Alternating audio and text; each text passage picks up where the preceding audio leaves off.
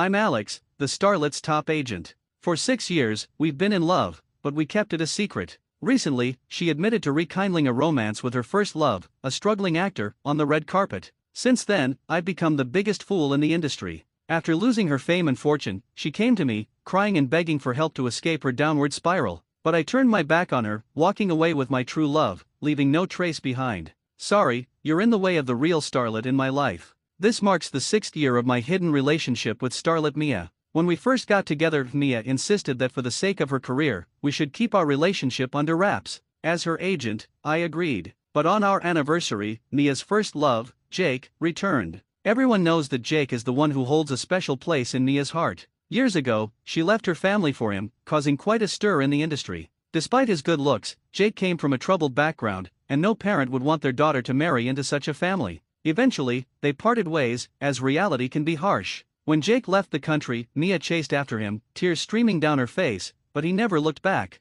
Since then, he became a painful memory for her. Mia's family then pushed her into acting, and her past love story faded with time. As her agent, I got to know her, and we grew close. Mia claimed she fell for me at first sight and pursued me until we became a couple. Thanks to my connections, she easily landed roles in prestigious films and even won a Best Actress award. On the night of the awards, she stood on stage, tearfully thanking me, but only as her agent. It was her first big win, and she celebrated with me, drinking too much. In her drunken state, she clung to me, asking, "Ethan, am I finally shining bright enough? Can you see me now? Don't leave me, okay?" Her hands trembled as she touched my face, but her gaze seemed to be searching for someone else. "How could I ever leave you, darling?" At that moment, I thought she was just overwhelmed with joy. It wasn't until I met Jake that I realized how much I resembled him. No wonder she said she fell for me at first sight, no wonder she was so emotional that night. His name is Jake, mine is Ethan. Ethan. Jake. It all made sense, she was never calling my name. All these years, her heart belonged to him.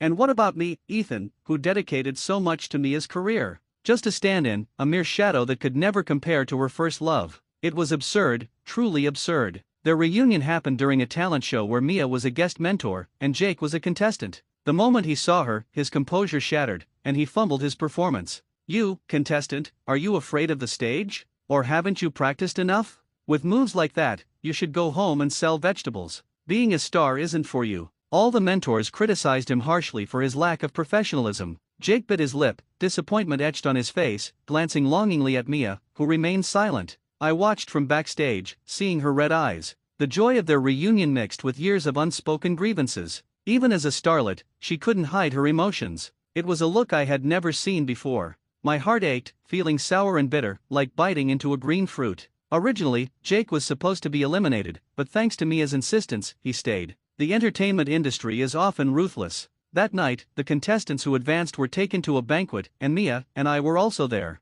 The room was filled with influential figures, old but still driven by desire. Jake, with his good looks and charming eyes, quickly attracted attention from the older women. Soon, a wealthy woman insisted he drink wine with her mouth to mouth. "Oh, handsome boy, come here and serve your auntie." The woman beckoned, and Jake's reluctance amused me. But soon, I couldn't laugh anymore. Mia's reaction was even more intense. Watching Jake being humiliated, she bit her lip and squeezed my hand under the table, her nails digging into my flesh until I bled. Just as the woman's lips were about to touch Jake's, Mia couldn't hold back any longer. "Enough! What are you doing? It's disgusting. Attending this banquet is my greatest humiliation." She pushed me aside, grabbed a glass of wine, and splashed it on the woman's face. "Mia, you're drunk." I tried to intervene, but she ignored me, taking Jake's hand and walking out without a glance back. The others at the table exchanged looks, and the woman's face darkened. I thought to myself, this is it, we're finished. The woman was a major investor in the show, and Mia had just crossed a line. She left with Jake, leaving me to deal with the fallout.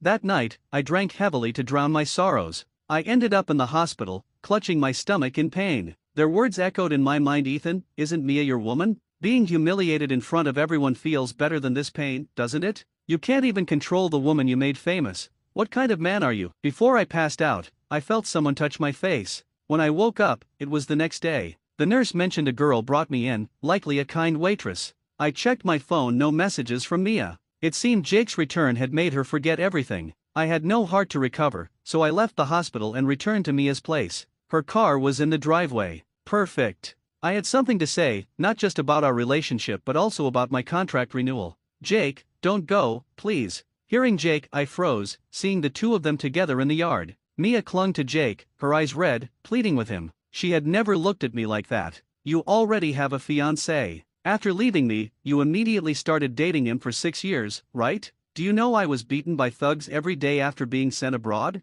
I barely escaped with my life. I came back just to survive. I don't understand why my poverty made your family look down on me. Jake struggled, his tone cold and resentful, as if he had truly suffered abroad. But from my angle, he looked smug, like a small man who had achieved his goals. His indifference only made Mia more anxious. She clung to him tighter. No, I don't love him. I don't love that man, he's just my agent. Jake, he just looks a bit like you. My heart has always been yours. I don't want him anymore. I only want you. I'll change agents to fix everything. Fine, fine. No one would have thought the once proud starlet would be so humble. No one would have thought I, Ethan, the top agent in the industry, was just a substitute. I did so much for Mia's career only to end up as someone to be replaced. Watching them embrace in the yard, my hands trembled into fists, my eyes burning. Mia, I never forgot you either. Jake smiled and kissed Mia, looking at me with triumph in his eyes. I sneered, didn't push the door open, and walked away. Well, may you two, a pretentious diva and a fool, be together forever.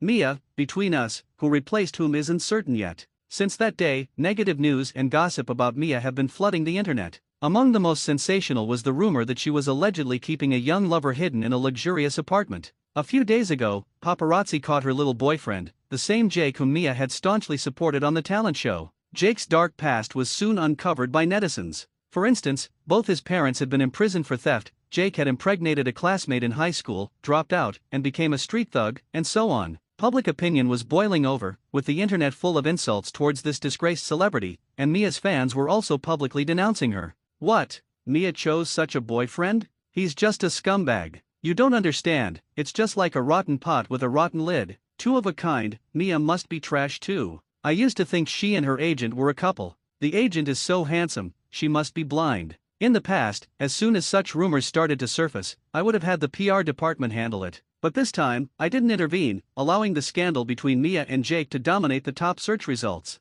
From an agent's perspective, an artist with ulterior motives should be left to grow wild like weeds outside. Over time, a wildfire will naturally burn her to the ground. From the perspective of a lover of 6 years, Mia was the one who was unkind first, so she couldn't blame me, Ethan, for watching indifferently. Colleagues and old friends from the industry saw the news and called to ask me about it. I simply responded over the phone, I'm not sure, Mia and I have already ended our contract. 3 days later, with the public opinion still raging online, I received a call from Mia. Ethan, what kind of agent are you? The insults against me online could pile up into a mountain. Are you just sitting there doing nothing? Or are all these online attacks against me you're doing? You are truly malicious. On the other end of the line, she was furious and relentless with her scolding. Clearly, she was driven mad by the online abuse over these days and suddenly remembered she had an agent. But did you ever think of me, your boyfriend of 6 years, when you were having fun with your first love these past days? Miss Mia, I think you've been too busy to remember. Our contract expired a long time ago. I sneered on the other end of the phone, calmly facing her tantrum.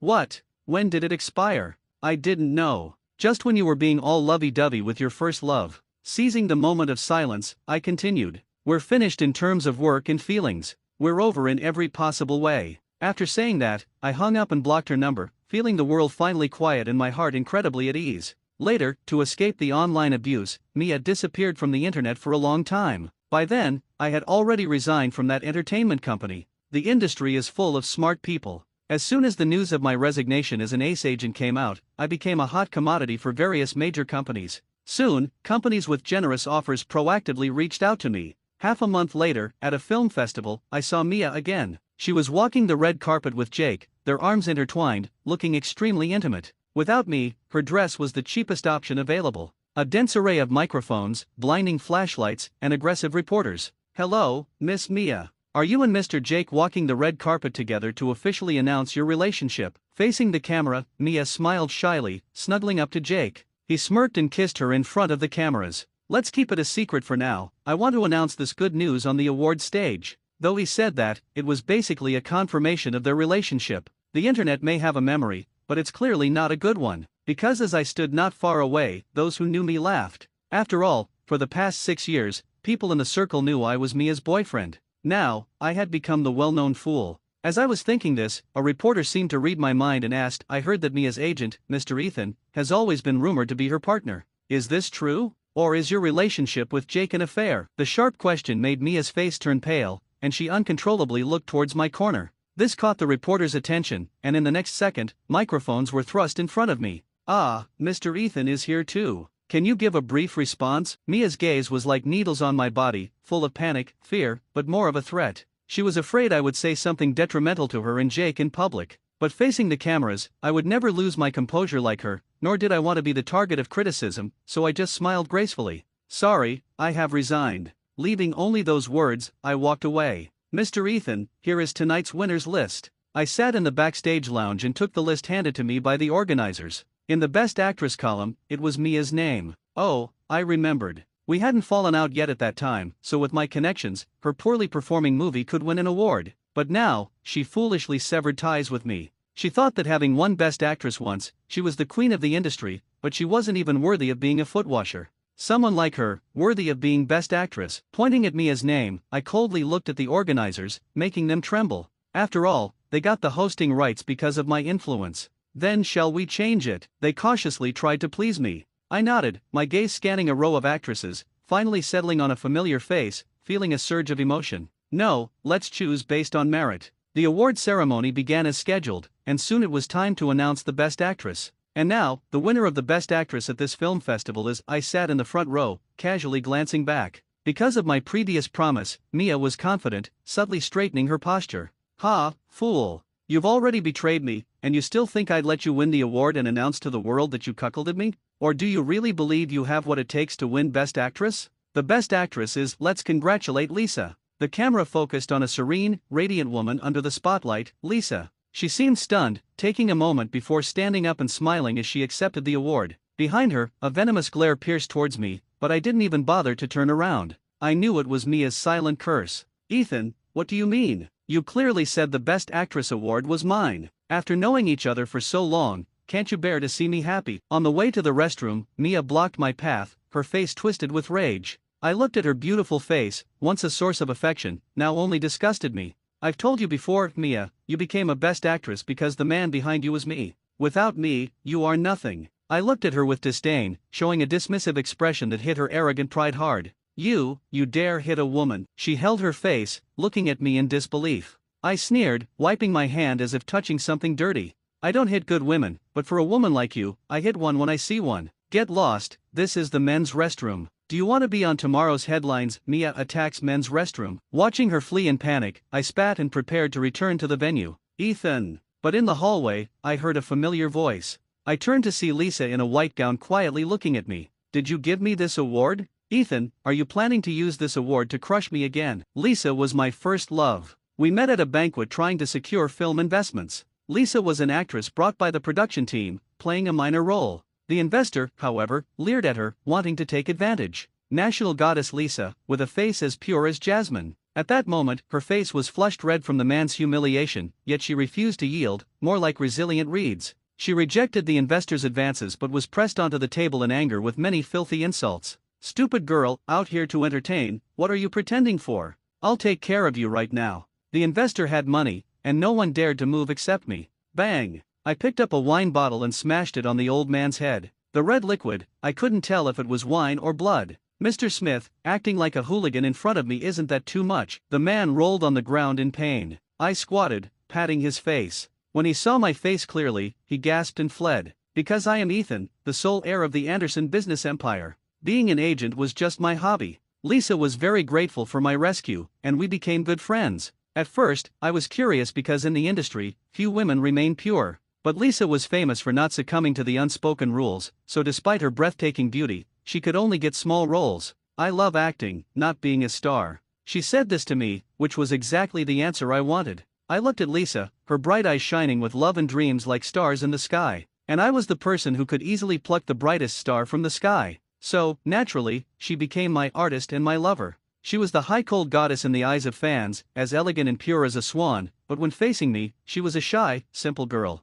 Many times, in the middle of the night, holding her slender waist and kissing her, I could feel her gentle trembling, shyly nestling in my arms. Ethan, I love you. I love you so much. Every time Lisa said she loved me, her soft voice was like sweet candy, no man could resist. So, every night, the kisses became more passionate, the love more intense. But later, we broke up. In those years, with my connections and manipulations, Lisa became a hot commodity in the industry. It was during this time that I suggested our breakup, a drastic cliff-edge breakup. Without me to rely on, Lisa's resources plummeted, and she returned to playing minor roles, subject to the whims of others. Why, Ethan? Yesterday you were talking about proposing to me. Today isn't April Fool's Day. This joke isn't funny. Lisa's eyes were filled with tears as she trembled and questioned me. It wasn't because she was treated coldly by the crew, but because of our inexplicable breakup. I turned my head away, unwilling to look at her, and hurtful words spewed forth. Why? Because I'm tired of you. Ha, you're such a bumpkin who's never seen the world. A little sweetness, a wave of the hand, and you come running. Lisa, look at your background. Everything you have is because of me. What right do you have to be with me? My cruel words would have made an ordinary girl cry and run away, but she stood there, looking at me. Lisa shook her head, her red eyes full of sorrow, like a river flowing against the current. She stepped forward and hugged me, her tears soaking my shirt. This was the most humble posture for the once proud her. I don't believe it. If you're really like this, why did you save me back then? You know I was with you not for fame or fortune. I sneered, lifting her chin and lightly patting her face in humiliation. I just wanted to see you rise to the top and then fall back to the dust overnight. It's very amusing. The taste of being lifted up and then destroyed, isn't it great? This is who I am, and there's nothing you can do about it. With that, I pushed her away forcefully and pulled out $1 million check, throwing it in her face. Get lost. Breakup fee. Keep it. Lisa stood there frozen, and I strode away without looking back. On the way out, it was pouring rain. I stared at the scenery outside the window, silent. Only the driver that day knew that the young master cried with the rain. Ethan, are you planning to use this award to crush me again? Years later, I met her again in this arena of fame and fortune. The power of the first love is indeed immense, and Lisa, who once resembled a delicate jasmine, now looked more like an enchanting white rose. The moment I saw her, my heart began to race uncontrollably. Just like a few hours ago when I saw that face backstage, my heart was pounding hard. Lisa. After a long separation, I wanted to ask her how she had been all these years, how her movies were going, and I wanted to explain the misunderstandings of the past, but the usually eloquent me found myself at a loss for words. In the end, I only managed to say, no, this is what you deserve. These words were true from the bottom of my heart. After our breakup, Lisa endured all these years on her own. She is an excellent actress, the best among the line of actresses, deserving a Best Actress award more than a vase like Mia. Do you think I would believe you? People don't fall into the same river twice. After 10 years, her eyebrows and eyes were just as I remembered. Lisa still had that proud and aloof demeanor, but now her eyes were slightly red, biting her lip as she questioned me. Or do you see me as a tool to make Mia jealous? Mia, what does she have to do with this? I frowned and shook my head, saying only, how can you compare to her? I meant that a superficial vase like Mia could never compare to her. Unexpectedly, Lisa frowned at my words and walked away, even more annoyed, lifting her dress in anger. Sigh, after all these years apart, her temper has only grown. Watching her back, I sighed, starting to miss the shy girl she used to be. Congratulations on winning Best Actress. In the empty hallway, I called out to her. The only response was the sound of her high heels clacking away, seemingly stomping harder in response to my words. All right then, still so adorable. News of Lisa winning Best Actress quickly hit the entertainment headlines. An actress without any backing or connections achieving such success would inevitably attract rumors. Especially since this time, she had offended the narrow-minded Mia. For a while, headlines such as Lisa steals Mia's Best Actress title and Lisa becomes a toy for a big shot flooded the internet. With Mia secretly hiring internet trolls to manipulate public opinion, the online comments were overwhelmingly negative. Oh my god, she's so shameless. This Best Actress award clearly belonged to our Mia. How can this seductive vixen be so hateful? Haha, pretending to be pure and innocent, but who knows how many people she slept with behind the scenes? Yeah, I heard that the award was originally Mia's. Her name was even engraved on the trophy, but Lisa snatched it away. Poor Mia. Lisa, get out of the entertainment industry. Lisa, get out of the entertainment industry. Lisa, get out of the entertainment industry. The overwhelming negative news, vicious insults, and filthy language weighed down on Lisa like a mountain. It seemed that overnight, she became the biggest sinner, and all of Mia's misfortunes were blamed on her. I scrolled through the absurdity of the online world in my office, coldly smiling. Ethan, is it time? My assistant knocked on my door. I nodded. It was time. Soon, as the insults reached their peak, an influential blogger in the industry spoke up for Lisa. But watching the movie, Lisa's performance was indeed excellent. She brought the small role to life much better than that vase Mia. Has everyone forgotten what Mia said at the red carpet? In the red carpet interview, Mia said she had good news to announce on stage. But at that time, no one should have known who the actual winner was. How could she be so certain she'd be on stage? Dear audience, have you figured out who the real protagonist of this drama is? This influential blogger's words shifted the public opinion at the height of the insults. Then, the opportunistic netizens started a tug-of-war. But Lisa must have a backer. I'm a staff member, and I saw her backstage being overly familiar with a high-ranking man. Are there any pure women in the industry? They're all corrupt. If she's innocent, she should prove it. These comments reminded me of something. It was time to mend fences with someone and make things official. See, Ethan, even without you, our Mia won't suffer. Mia and Jake stood in front of me hand in hand, looking smug. The online backlash was still escalating. It seemed they had invested a lot in this campaign, determined to get their revenge. Looking at Mia's gloating face, I felt a deep sense of unfamiliarity and even a strong aversion.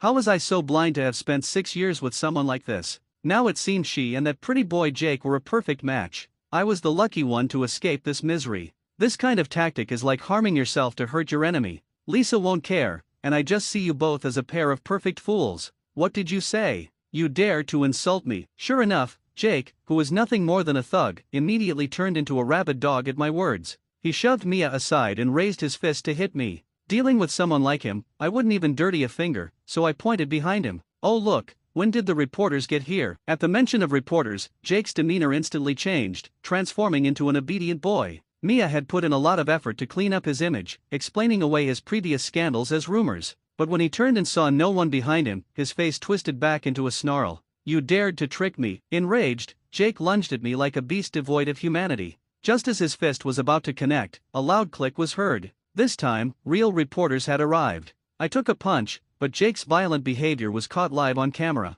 In an instant, all of Mia's painstaking efforts to rebuild his image were shattered, wasted, and they were back to square one. Ethan, we've known each other for so long, do you really have to push me this far? If you're still angry, still jealous, then I'll apologize, alright? If you want, I can. After the reporters left, Mia softened her tone, hugging herself as she negotiated with me. Can what? You don't think I'm still pining for you, willing to be your secret lover like before, do you? Mia, it's morning. It's time to wake up from your daydream. I cut her off, genuinely amused by her audacity. I had never seen someone so shameless. As security escorted her out, Mia was still shouting at me. Ethan, if you help Lisa bully me, I will make sure neither of you has it easy. A joke. Who will make whose life difficult is yet to be determined. Hiss, be gentle. It hurt a bit when Lisa was applying medicine to my wound. After the earlier commotion, I didn't know how long she had been standing outside the door watching. She only came over after everyone had left. Now you feel the pain. Why didn't you dodge the punch earlier? Did it make your heart ache? You're such a smooth talker. I wasn't worried. Lisa's hand trembled a bit as she applied the medicine. When I held her hand, she didn't resist, but instead, her eyes reddened. Ethan, let's get back together. I held Lisa tightly as if she were a precious treasure. Those 6 years with Mia, although fulfilling, left me with a sense of disconnection without the feeling of love for a long time. Until the day I reunited with her, my heart pounded, and I understood the meaning of love. Are you lying to me again, Ethan? Are you going to deceive me like before? Are you going to lift me up high and then let me fall hard again? Lisa wiped her tears, questioning me softly but still unwilling to leave my warm embrace. Is your father's health better? Hearing this, Lisa froze. She didn't expect me to know about it. A kind person helped. How did you know? Could it be? I sighed and told her everything from the past. I had also felt aggrieved and had bottled it up for a long time. Back then, Lisa's father was suffering from a serious illness and urgently needed help. At that time, her career was at its peak, but she didn't tell me to avoid worrying me. With her connections, where could she find the help she needed? Meanwhile, someone informed my father about my relationship with Lisa. He was a businessman who looked down on actresses and used this to coerce me into leaving Lisa. I still remember my father's authoritative face. He said that if I left that woman and agreed to Mia's pursuit, he would help find a suitable solution for Lisa's father and cover all the expenses. At that time, I hadn't taken control of the business yet. I had no choice but to leave her with the harshest words. As I spoke, I noticed my chest was wet. Looking down, I saw that Lisa was crying, just like when I broke up with her back then. Lisa, do you still blame me? I gently held her face full of tenderness. I do blame you, she said, hitting me lightly with her fists, her voice still choked with tears. I blame you for not telling me earlier. Lisa and I got back together, but the news exploded again. This time the headline was "Shameless Lisa hooks up with Anderson's old boss, caught in the act of being a mistress." The accompanying video indeed showed Lisa getting into a car belonging to the Anderson Group, with even some blurry suggestive footage. Upon checking, I found it was footage from a TV drama over 10 years ago, with faces AI swapped to look like Lisa and my dad. The comments were even more interesting. "Wow, Lisa really does have strong backing, huh? That old Anderson man is over 70, and she still wants to sleep with him. She must be starving. Tisk tisk tisk, such a woman will stop at nothing to get what she wants, even if it means eating anything. She used to pretend to be pure and innocent, but she's just a slut after all." These filthy comments gave me a headache. I closed the video and immediately sent a link to the group's legal department. Meanwhile, I received a text from Jake: "You're still far from being able to fight us. These idiots, the scheming in the entertainment circle is just child's play. But daring to mess with the Anderson Group and my dad? They were really kicking a steel plate." As the online noise continued, I had Lisa remain silent while the Anderson Group issued 2 news releases. One was a formal statement declaring that we would take legal action against the rumor mongers and included a lawyer's letter. The names of the defendants were clearly stated as Mia and Jake. The other was an official announcement of our relationship. The post was short, only a few words, no backing, just a good wife, accompanied by a picture of our marriage certificate. I believe there is no more dignified way to announce love than having it on the front page of a major corporate website for 7 days. And this dignity was what I wanted to give Lisa after all the grievances she had endured over the years. But this was far from enough. I used my connections in the industry to bring up a lot of Mia and Jake's old scandals, including her cheating, winning fake awards, and fraudulent donations, all of which I had previously suppressed now all came out at once. And Jake's carefully crafted new image collapsed overnight. The wealthy woman who had flirted with him at the banquet still held a grudge. She prepared a bombshell and revealed Jake's numerous misdeeds abroad. Jake was not driven away by Mia's family back then. He had taken money from Mia's family while also hooking up with an American woman and living it up abroad. According to the timeline, he was with the American woman while he hadn't broken up with Mia yet. The two even had a mixed-race child abroad, living a carefree life. This time he returned because he was caught cheating while his American partner was pregnant, beaten up by foreigners, and fled back to stage a reunion with Mia. I held Lisa as we finished reading the entire scandal on the computer and couldn't help but applaud. Amazing, truly more dramatic than a movie. Mia and Jake are wanted by the police for malicious defamation.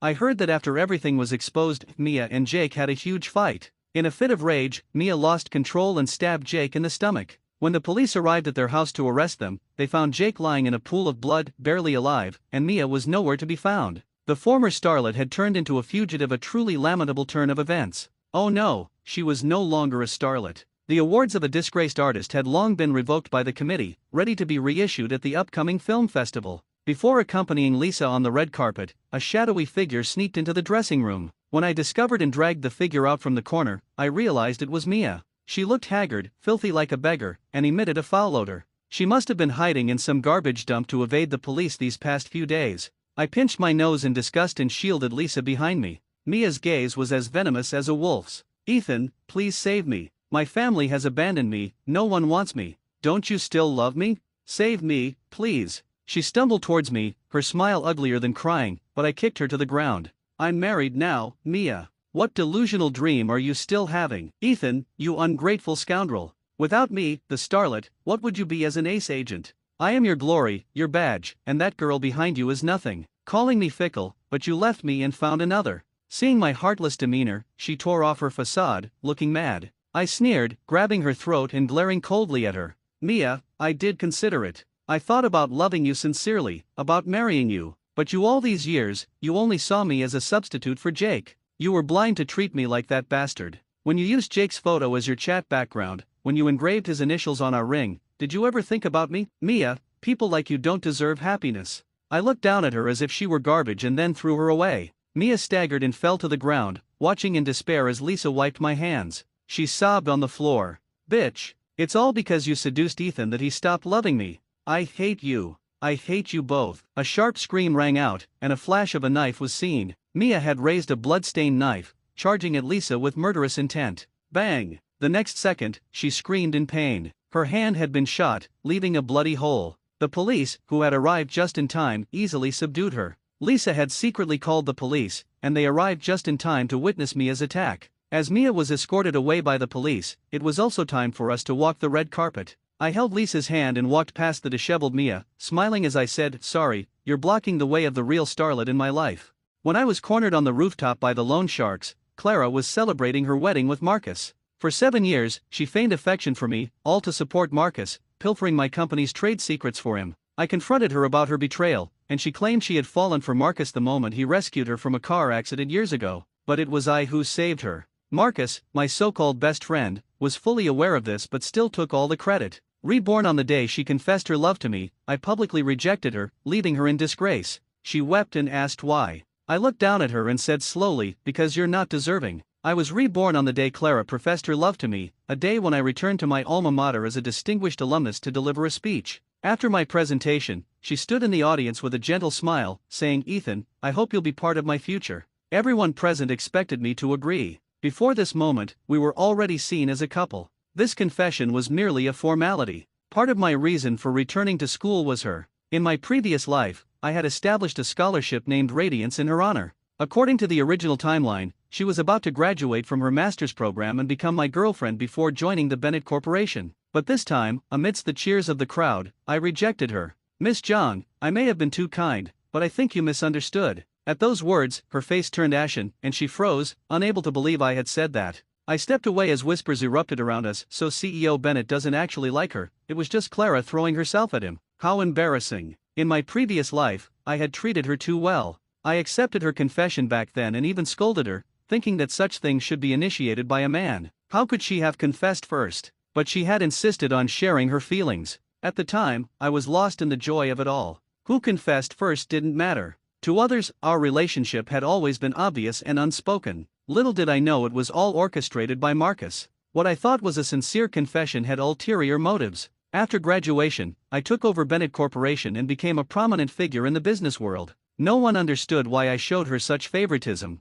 I pitied her for the hardships she had faced, but that compassion was used by her as a tool. She had only returned to the Zhang family at 18, having been lost as a child for over a decade. By the time she returned, her family had already welcomed another daughter, Mia. Mia, the pampered princess, looked down on Clara, making her life difficult at every turn. At a birthday banquet, Mia orchestrated a grand celebration only to humiliate Clara by forcing her to play a piano piece in front of the guests. For most, this was a simple request, but Clara had never touched a piano before being brought back to the Zhang family. Mia's so-called friends seized the moment to mock Clara. She clenched her sleeves, humiliated beyond words. Amid the chaos, she knocked over the cake and fell into it, her hair, dress, and even her face covered in cream, a picture of utter disgrace. In that moment of absolute embarrassment, surrounded by whispers, it was I who took out a handkerchief and gently wiped her face, draped my coat over her shoulders, and led her away from the crowd. She thought that was our first meeting, but it wasn't. I had seen her long before that on her way back to the Zhang family. That car accident, she was unconscious, and I was the one who got her to the hospital. But when she woke up, the first person she saw was Marcus. Chapter 2. As my car drove away from the school, I knew that Clara's public rejection would soon spread online. She would become a laughingstock at Southern University, subjected to the judgmental stares of everyone around her. Though she had 6 months left until graduation, those months would be filled with nothing but misery. Online discussions were already buzzing. Southern University's beauty confesses to business tycoon and gets brutally rejected. Her love was misplaced, she was just being delusional. CEO Bennett ruthlessly turns down campus beauty's love confession. Unsurprisingly, these headlines became trending topics on the internet. While I sipped red wine and gazed at the city's night skyline from the Azure Lounge, Marcus burst in. In Southern City's business world, everyone knew that the Chen family always fell short of the Bennett family. That was an unspoken fact. The Chen family had treated the Bennett family with nothing but respect for years, and Marcus and I had been close friends for just as long. In my previous life, I never doubted him. He stormed in, confusion written all over his face, and questioned me. "Ethan, why are you playing with Clara like this? You obviously like her, but you've humiliated her in public, crushing her pride. What are you up to?" This was the largest and most exclusive club in the city. From here, you could overlook the entire city. Maybe what Marcus really wanted was to stand in my place right now. I put down my wine glass, glancing at him casually. "Marcus, if you had to choose, would you want to be in my position right now or have Clara?" The moment I finished speaking, he froze on the spot. After a pause, his expression changed. Gone was his earlier aggressiveness, replaced by an awkward grin. He cautiously responded, "Ethan, what are you talking about? Clara likes you, and you like her. I just hope you two can be together. As for your position, I couldn't care less. I just want to be a race car driver, free from my family's control. I have no interest in the family business." I chuckled softly. He had said the same thing in my previous life. We met on the racetrack, our relationship beginning with rivalry only to later develop a mutual respect. But from the moment his car passed mine on the track, that was the start of his conspiracy.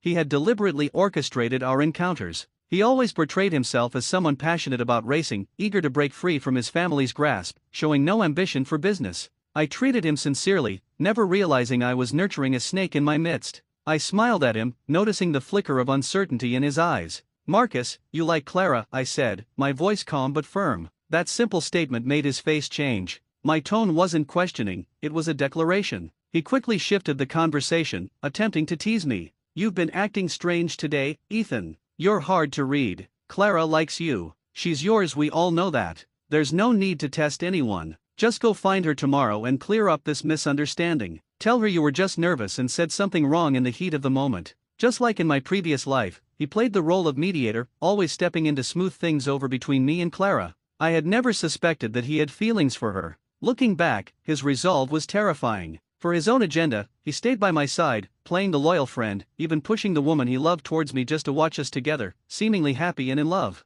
I handed him a glass of wine, staring at him with a faint smile. "Clara cried in your arms, didn't she?" Chapter 3. The sound of the glass shattering on the floor was piercing. Marcus froze, his face filled with confusion and panic. He couldn't understand why I would say such a thing. I scoffed. "Maybe you were too flustered to notice, but there's lipstick on your shirt, and you still smell like her perfume. It's a fragrance I bought for her called Chance Encounter." At this, Marcus stammered in response. "Ethan, don't misunderstand. She was upset after you rejected her in public. Everyone at school is mocking her, and she was feeling lost. That's why she came to me to ask what happened. She doesn't understand why you did it. I just tried to comfort her a little. It's not what you think." I turned away, no longer interested in his weak excuses. In my previous life, he had stood in this very spot, holding Clara in his arms, mocking me. He had said, "What you were born with, I spent 30 years trying to take." No one could have guessed that he was the illegitimate son of the Chen family, secretly brought back by the patriarch. His mother never had a name, a fact he tried desperately to bury.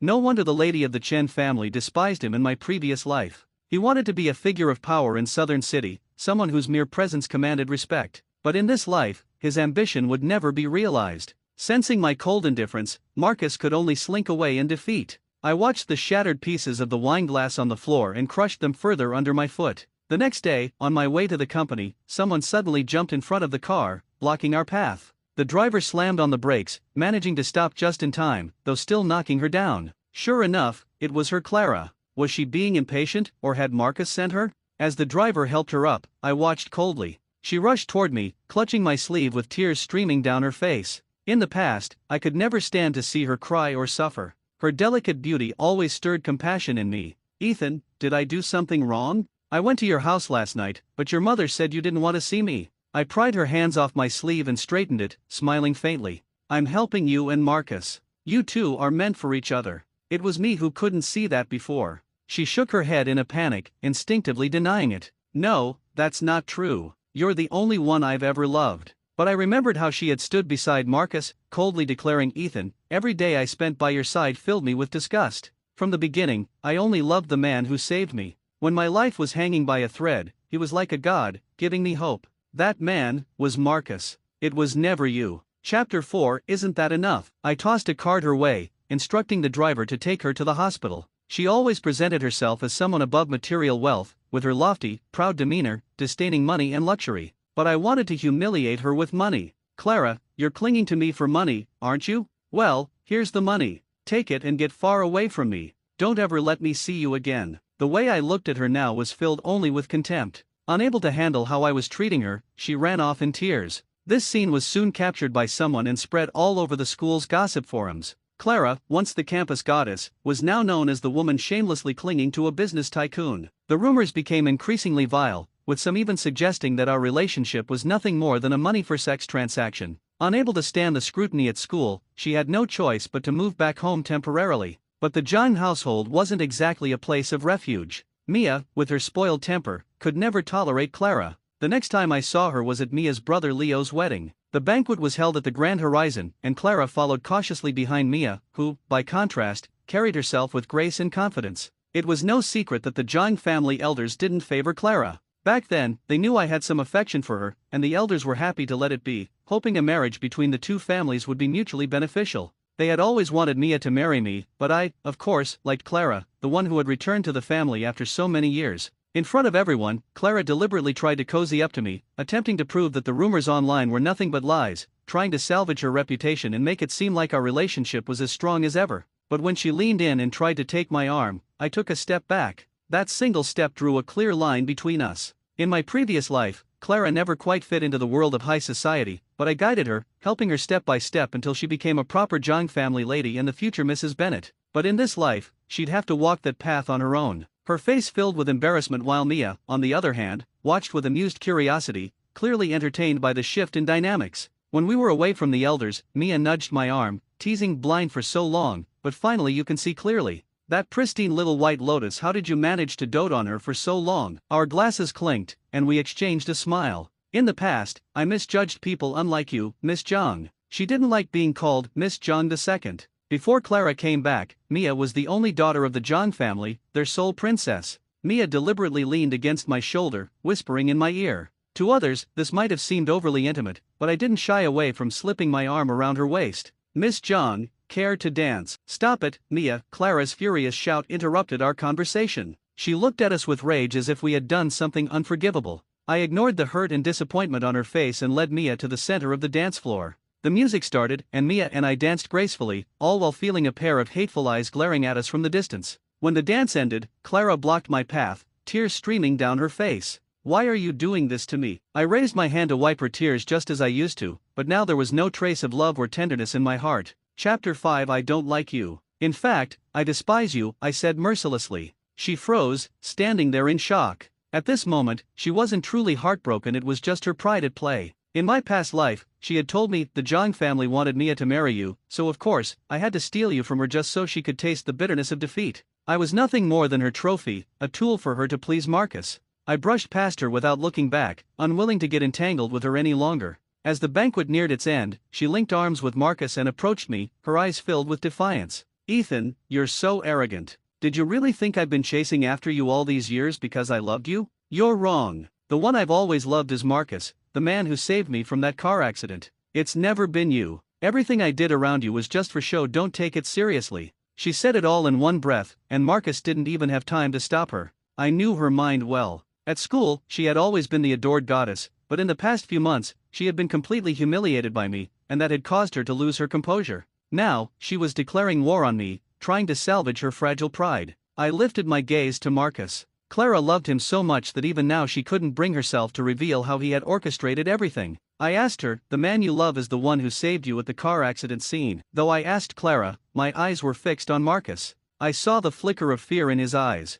Clara nodded. Yes, I love him, she answered. Her response was a deadly blow, though not to me. It was true that when she woke up in the hospital, the first person she saw was Marcus, but that was because he had stolen the credit. I had never hidden the truth from Marcus. From start to finish, he knew the truth, but in my previous life, he had intentionally taken credit for the rescue, using Clara to get close to me and steal Bennet Corporation's secrets. I looked at Clara and said slowly, the day when you were unconscious from the accident, you broke the bracelet of the person who saved you. That bracelet holds a secret. Perhaps you should go back and take a closer look at the letters engraved on it and figure out what they mean. Marcus's face turned pale, panic flashing in his eyes. In my previous life, he had taken credit for everything, and she had believed him. And in the end, when I saw Clara holding that bracelet, I had thought she had finally realized it was me. But it turned out to be a mistake from beginning to end. She had seen Marcus and assumed that the bracelet belonged to him, and Marcus, knowing full well it was mine, had claimed it was his. He got close to Clara, knowing her affection would grow, and guided her to love him. By the time I stepped in, it was already too late.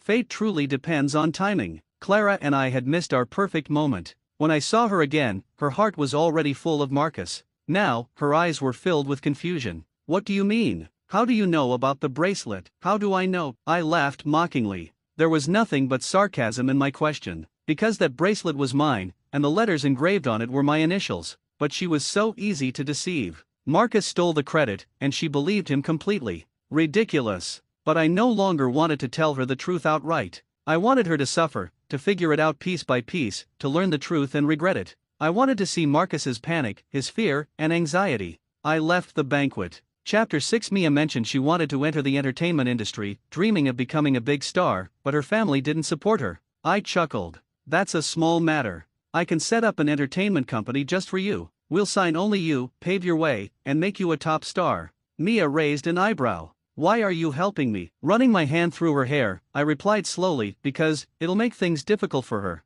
Mia knew exactly who I was referring to, but she didn't ask further. It was a mutually beneficial arrangement, each getting what they needed. Clara despised Mia. In my previous life, she went to great lengths to win my affection, all just to make Mia's life harder. This time, I was determined to raise Mia to the top, let her shine as brightly as the stars while Clara could only watch from the shadows, never able to surpass her. In my previous life, I gave Clara everything, made her a goddess in everyone's eyes. In this life, I would make her crawl like a rat in the gutter. I set up a subsidiary under Bennett Corporation, naming it Luminous Era, with Mia as its sole artist. I spared no expense, assembling a top-tier management team and securing the best resources for her. When Mia debuted, billboards covering the entire city of Hyken were filled with her image. Her beauty stirred quite a buzz on the internet. She quickly landed roles in 3 films, all of which I invested in. Right from the start, she was cast as the lead in all 3, sparking wild speculation about who her mysterious benefactor was. Until Clara stormed into the Meng residence, angrily confronting me. "Ethan, is Mia's benefactor you?" I stepped out of the bath, accepting the glass of red wine handed to me and slowly sipped it, casting a glance at her disheveled appearance. "So what if it is?" I replied with a smile. Her anger had reached its peak. I knew her well. I continued, "I am her benefactor, willing to spend whatever it takes to make her smile and pave her way to stardom." I deliberately provoked her, savoring her breakdown. Clara couldn't hold back her tears any longer, and they began to stream down her face. Behind her stood Marcus, but judging by their expressions, they had just had a fight. She bit her lip and said, "Ethan, I know the truth now. It was you who saved me back then. He deceived me." She cried pitifully, truly the picture of sorrow. I responded, "Didn't you enjoy being by my side these past years, Clara?" I stepped closer, backing her into a corner, lifting her chin with my hand. Her eyes shimmered with tears, but she instinctively looked to Marcus for help. That reaction that was the most telling of all. It was clear to me now what I had missed before the subtle looks they exchanged. I glanced at Marcus, my tone challenging. "What's the matter? You want to stay and watch what happens next?" Marcus clenched his fists, ready to step forward, but Clara shouted sharply, "Marcus, you're nothing but a complete liar. Get out. I never want to see you again." Marcus stood there, wounded. His manipulation of her was real, but so were his feelings. I tilted Clara's chin and let my hand slide to her waist, and she offered no resistance as if willing to give herself to me. When I looked back at Marcus, his eyes were red with rage, filled with deep resentment and bitterness. Chapter 7. Marcus and everyone else left, leaving just Clara and me in the room. My gaze occasionally fell on her. She wore a black spaghetti strap dress today, with the straps tied into bows on her shoulders. I slowly untied one of the bows and kissed her shoulder. Startled, she took a few steps back. I laughed softly. "What? You don't want this?" In my previous life, she had always pretended to be innocent in front of me, constantly pushing me away, claiming she wanted to wait until after marriage. But she had secretly gone on a vacation with Marcus to an island where everything that should and shouldn't have happened. Now, watching her act again, it only disgusted me. I shrugged nonchalantly. "It doesn't matter if you don't want to. I never force anyone." I turned to leave, but she suddenly clung to my waist, her tear-filled eyes pleading as she said, "I want to." She slowly removed her dress, but I only scoffed. So much for the pure campus goddess. It finally dawned on her that I had no real interest in her, I was only humiliating her. My gaze toward her was filled with nothing but mockery and scorn. "Clara, did you really think using your beauty would work on me? I'm never short of beautiful women." She froze at those words. I continued, "Now, even if you throw yourself at me, I don't want you." I spoke without a shred of mercy. Her eyes filled with shame and anger, and through her tears, she asked, "Ethan, how can you treat me like this?" Compared to what she did in our past life, this was nothing. I picked up her discarded dress, my voice cold. "It's dirty. Have the housekeeper bring you a new one." Without hesitation, I tossed the dress into the trash. She didn't understand what I was doing. When the housekeeper brought a new dress, I handed it to her. She put it on mechanically, her face still streaked with tears. The new dress hugged her figure even more, but unfortunately, it also made the kiss marks on her shoulders even more obvious.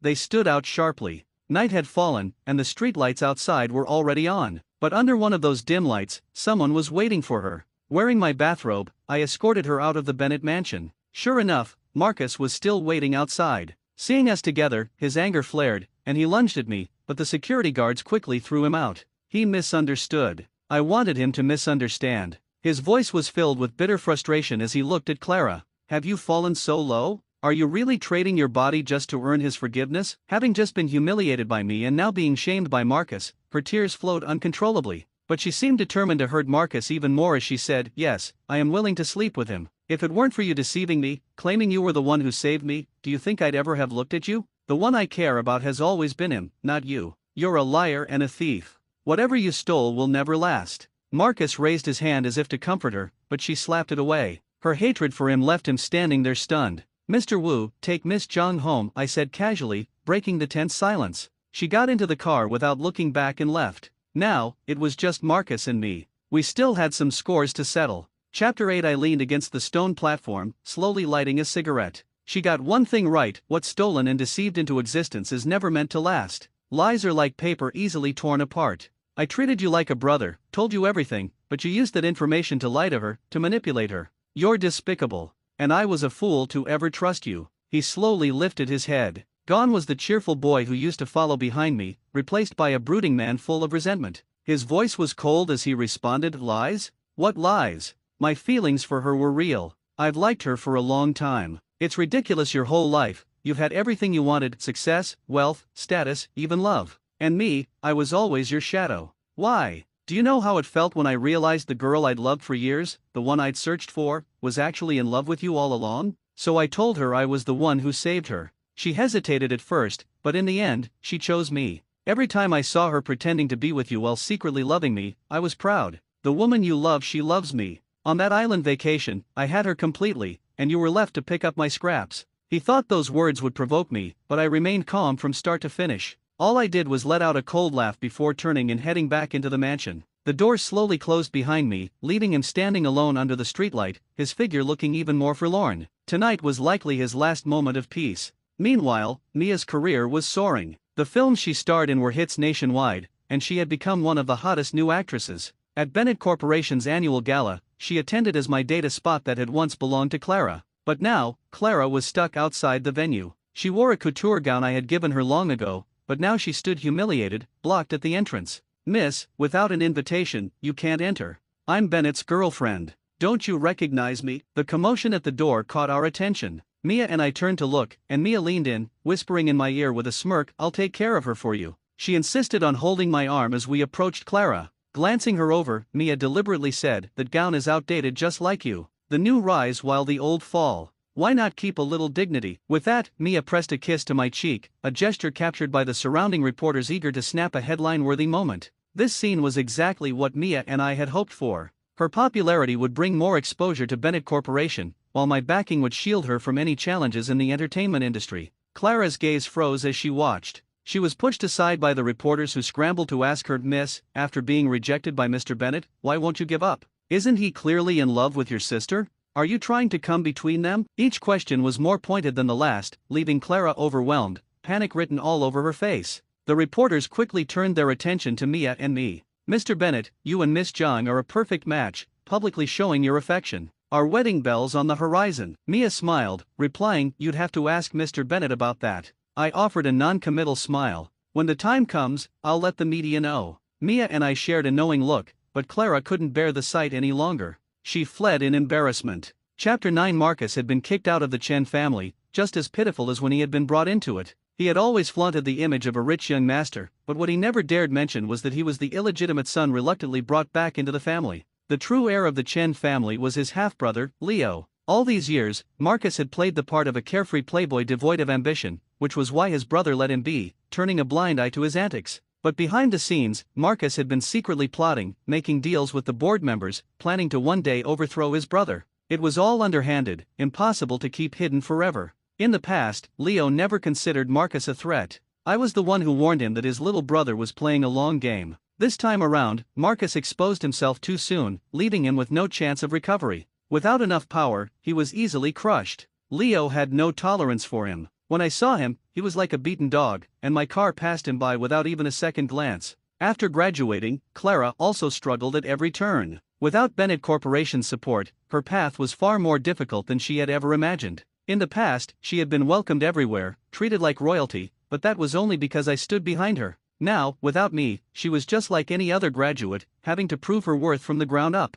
This journey was much harder than she could have anticipated. The John family, once prosperous, had long since fallen from grace. They had some ties to Bennett Corporation, but not enough to be of any help to her. Within her own family, she was practically invisible, treated like she didn't exist. Everything she had once taken for granted had been because of me, and she had never appreciated it. While she was out searching for a job, I was at an auction buying a necklace worth $30 million as a gift for Mia in celebration of her Best Actress award. As I left the auction, I spotted Clara sitting on a park bench with her resume in hand, lost in thought. She kept refreshing her phone, and the screen was filled with images of me presenting the necklace to Mia. Over and over, she refreshed the page, seeing the same news again and again. I stood behind her and spoke at just the right moment. "You didn't appreciate what you had before. Now that it's gone, regret won't do you any good." Her eyes filled with confusion and frustration. "Why? Why did you suddenly change? Did Mia do something to seduce you? Did you forget what happened between you and Marcus in the Maldives?" I unlocked my phone and showed her the indecent pictures that had been sent to me.